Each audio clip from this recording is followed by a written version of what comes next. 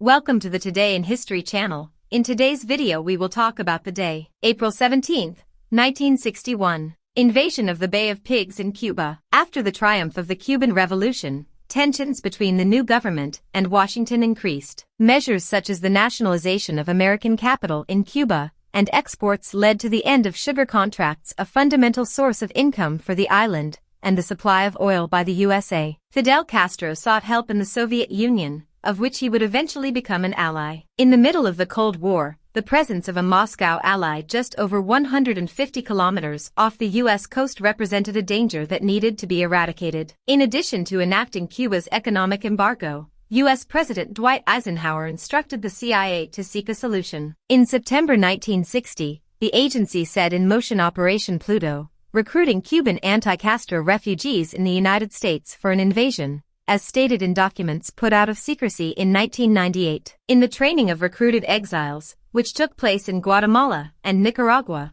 Carlos Rafael Santana Estevez, combatant number 2506, died. His number went on to name the brigade that made the invasion attempt. In the early hours of April 17, 1961, the 1,400 Cuban exiles disembarked from 4 boats in the Bay of Pigs, a muddy region that Castro knew much better than they did from the times of the guerrilla struggle. The terrain conditions were more complicated than expected. Castro, moreover, was aware of the invasion, since Argentine journalist Rodolfo Walsh, who was in Cuba as co-founder of the official agency Prensa Latina, had intercepted and decoded an encrypted communication from Guatemala. A week earlier, the government had started a campaign of massive arrests of opponents. Castro mobilized 20,000 men, many of them from the infantry, to engage in combat. The new president of the United States, John Fitzgerald Kennedy, who took office when the operation was already underway, decided that there would be no more support for exiles for an attack that would involve greater exposure of his country. In Miami, the press had covered the steps of the exile leader in the United States,